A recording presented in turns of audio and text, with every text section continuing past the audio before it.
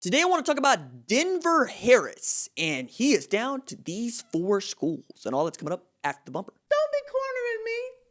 Hold up. Time. You gotta help me with that corner shit. What's up, kinfolk? It's RJ Young. I am not on a step mill. Consider hitting the like and subscribe button because I upload a video every single day. It's always college football related, sports related. We have a good time. Today, I want to talk about 5-star recruit Denver Harris, who has whittled his list to 4. This after last year announcing 8 suitors for his services. The top cornerback, well, one of the top players really in the 2022 class, number 6 overall, according to the 247 Sports Composite.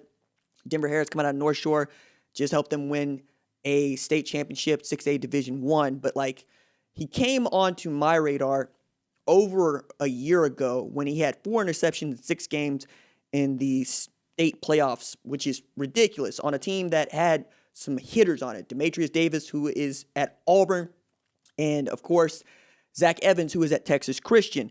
But the thing about Denver Harris and the list is that most of these schools are close to home. Alabama, Texas, LSU, and ampersand U, a.k.a. Texas A&M. And this is one of the better prospects in the Houston area. And I think when we take a look at these, you could see the appeal of all of them, right? But I think there's a little bit more to say about Texas and Alabama in there. So let's start with A&M, which has been pretty doggone good defensively. There's no getting around that. And if they are able to get to the college football playoff, that means they would be able to beat an Alabama in the SEC West and win an SEC championship. That means that the defense, I believe, is going to carry them. Between that defense, Aniyah Smith, and Isaiah Spiller, we're really talking about, can you field a quarterback that can get you there? Can it be Haynes King? Can it be Eli Stowers? We'll see, right? Jimbo Fisher has a pretty damn good track record with quarterbacks. And once he picks a guy, he usually likes to stick with that guy. And there's the Aggie Network, and there's the money around A&M, and they really want to be good at football, but it would be, I think, a tough ask for them to go get the kiddo out of North Shore. LSU on this list, they put guys in the NFL, right? Particularly at corner. Tyrann Mathieu is an all-pro. Pat Peterson is on the back end of what is an outstanding NFL career, an outstanding college football career. Derek Stingley Jr. is going to be the first cornerback taken in next year's draft. We all know that Eli Ricks is also next over there. Grant Delpit won the Jim Thorpe Award a couple years ago. Jacoby Stevens is a man. Kerry Vincent is a man. They know what they're doing with defense backs, and keeping Corey Raymond on staff there, I think, is also tremendous for them. And last year, I thought would have been the year for LSU to finish outside the top 10 in recruiting if they were gonna, because they lost 5 games. Leave it to Ed Orgeron, put together number 3 class in the 2021 rankings, and they'll be super talented next year, and they'll be super talented going into 2022 when they ought to be back in a national championship window, provided they got the quarterback thing figured out. I'm going to have more to say about Miles Brennan, Max Johnson, TJ Finley, and Garrett Nussmeier, for that matter, in the days to come. But I think that LSU is interesting over there. Texas, enjoying a honeymoon period with Steve Sarkisian and his assistants, most of whom are coming from Alabama. They are out here trying to recruit and win. That's why Jeff Banks is making $1 million as the special teams coordinator, because he was one of the best recruiters that Nick Saban had on that staff last year. Sarkisian recognized that and made sure that he was a priority for him in Austin, along with guys like Kyle Flood and, of course, Pete Kwiatkowski. Blake Gideon as a safeties coach, I think, is going to be really excellent for them. But what I thought was really interesting about all of this is Jay Valai. Jay Valai was the cornerbacks coach at Texas last year and had just momentarily accepted a job January 2021 at Houston as the cornerbacks coach, only to be interviewed and hired as cornerbacks coach at Alabama. This after Carl Scott took a job with the Minnesota Vikings.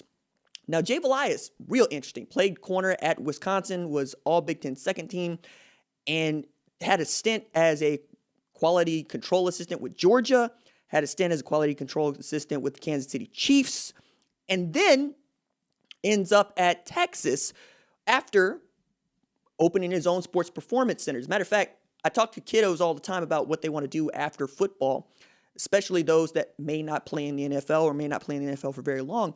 And Jay Valai is cutting a path for which many of them would like to go. you get into coaching, you also own your own business, and you are able to develop these relationships with players and coaches while also fine-tuning your own skills as a coach, and you end up at Alabama, along with guys like Robert Gillespie. I think put him in that boat.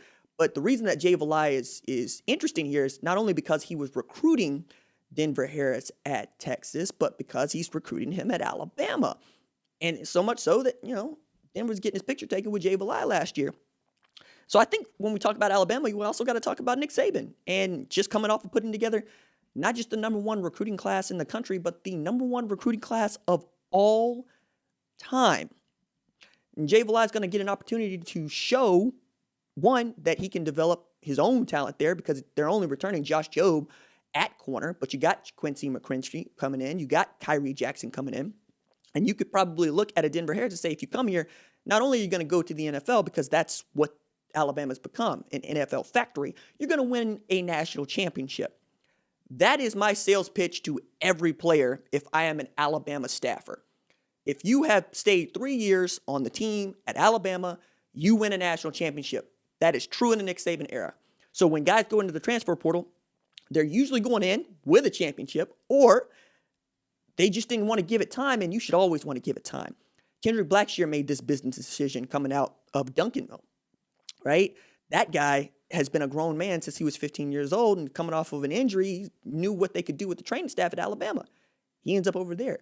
Jalen Waddle made a business decision a few years ago. He's going to go in the first round as a wide receiver, right? Patrick Surtain made a business decision a few years ago. He's going to be the first cornerback taken off the board. Denver Harris has that kind of talent. He's a natural ball hawk. The comp for him is actually Jeff Okudah at Ohio State. And Ohio State ain't on this list, right? Which is kind of remarkable the way that they've been recruiting the state of Texas here, well, for the last 5-6 years, quite honestly. And then you're also seeing Texas get some wins that they wouldn't have got a couple of years ago, right? Like Evan Stewart is the kind of player that usually ends up at like in Ohio State. Jalen Waddle ended up at Alabama. Garrett Wilson ends up at Ohio State. But if you can keep Denver Harris in state as Texas, tremendous win for you, because I've always said that Texas is going to provide you with talent. All you got to do is go evaluate and get those players if you are the University of Texas. But it's real difficult to compete against Alabama and that machine that they have developed over the past 12 years with Nick Saban running the show. And I'm sure that all of that is going to go into account for the top player for North Shore in 2021 and a top 10 recruit in the 2022 class. All right, that's it for me. Deuces.